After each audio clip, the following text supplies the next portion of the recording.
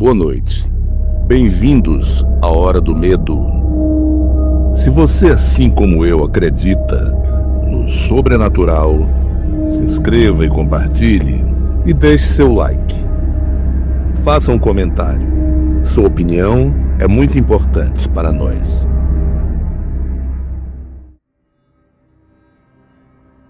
Depoimento de João Gabriel dos Santos, registrado em 22 de abril de 2025, em uma comunidade ribeirinha próximo a Barcelos, Amazonas. Meu nome é João Gabriel dos Santos, tenho 27 anos. Sou pescador e moro numa pequena comunidade às margens do Rio Negro, aqui no Amazonas. Cresci ouvindo histórias do nosso povo, lendas sobre a floresta, os rios e as criaturas que habitam esse lugar. Nunca pensei que eu mesmo teria uma experiência que me faria acreditar com tanta certeza. O que vou contar aqui é verdade. Juro pela minha vida.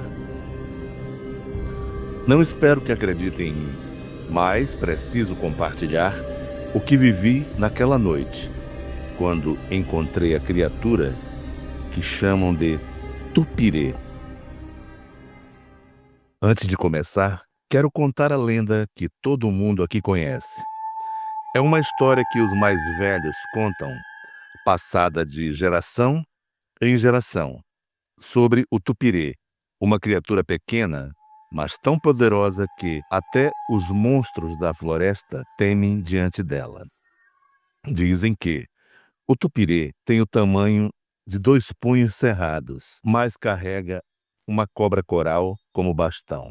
Usa escorpiões amarelos com esporas e tem um enxame de vespas maribondas como chapéu. Ele cavalga uma capivara ágil que o leva por entre os rios e matas. Onde quer que vá, araras e sabiás o seguem, cantando louvores e atacando seus inimigos.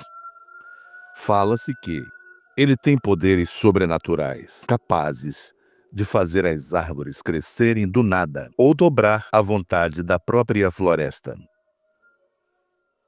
A lenda mais famosa sobre o tupirê é a do menino João.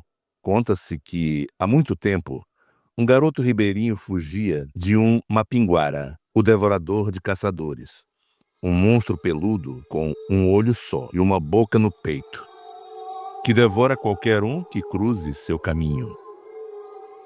O menino, desesperado, correu pelas margens do Rio Negro até encontrar o tupirê descansando sob uma samaúma. "Para onde você corre, menino?" perguntou a criatura.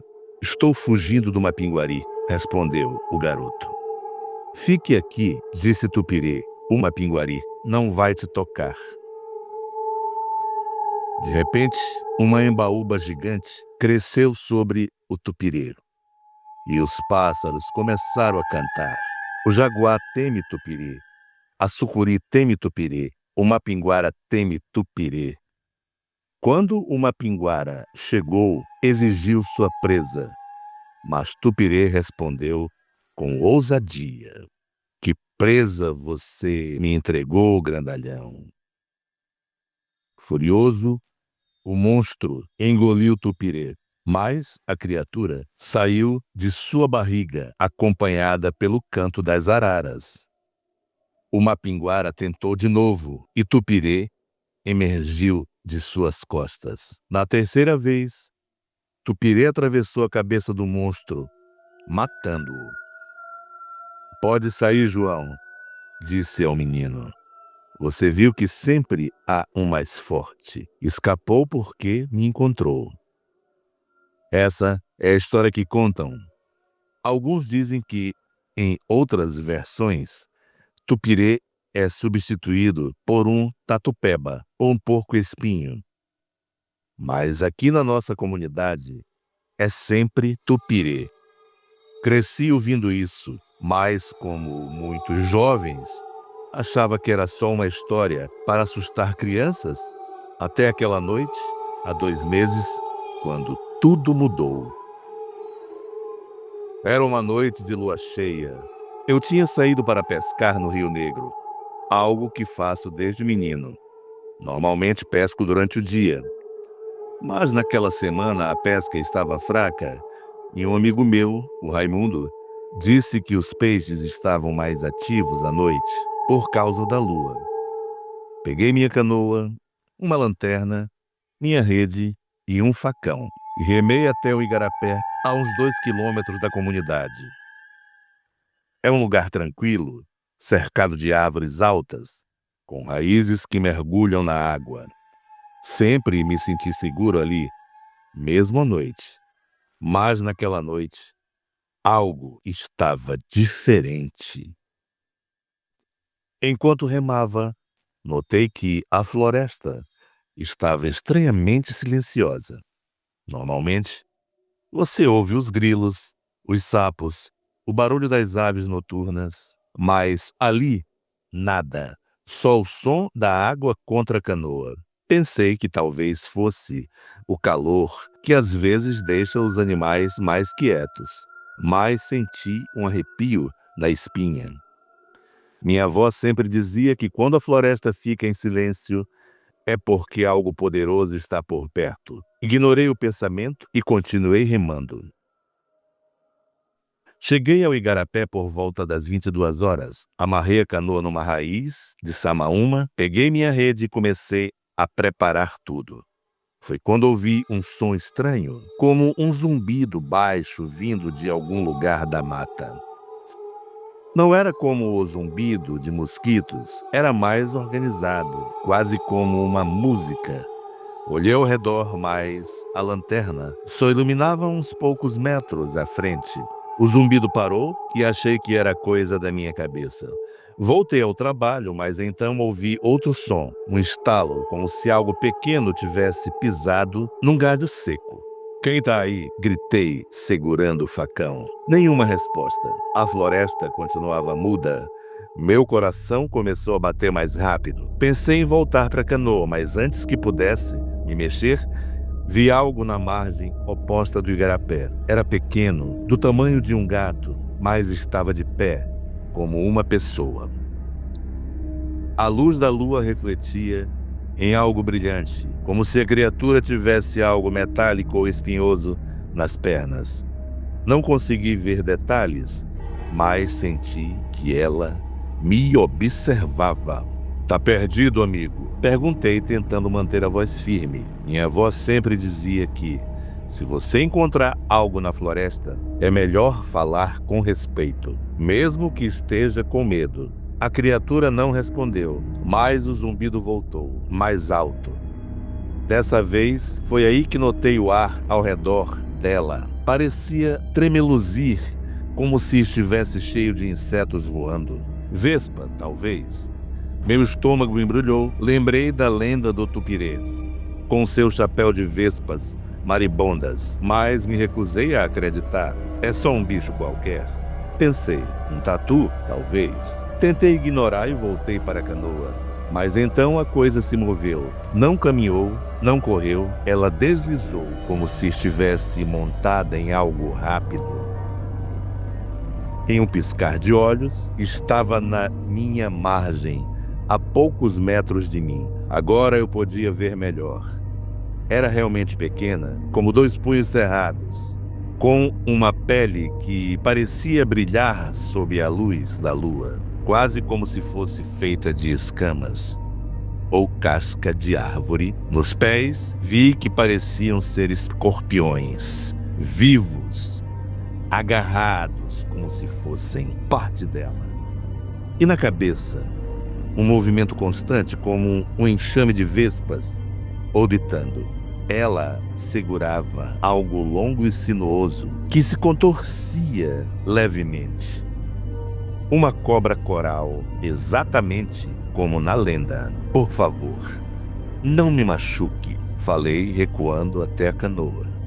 Minha voz tremia, mas a criatura não parecia agressiva. Ela apenas me olhava, com os olhos que brilhavam como brasas.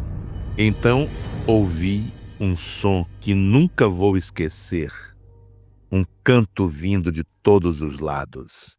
Eram araras e sabiás, cantando no meio da noite, algo que nunca acontece. As vozes pareciam dizer algo, mas não era em português ou em qualquer língua que eu conhecesse. Foi aí que percebi, era o tupirê. Não havia outra explicação. Minha avó sempre dizia que ele aparecia para proteger ou para ensinar uma lição, mas também que encontrá-lo era perigoso, porque ele não gosta de ser desafiado. Tupirê, eu só vim pescar. Falei com as mãos levantadas. Não quero desrespeitar a floresta. A criatura inclinou a cabeça como se estivesse me avaliando.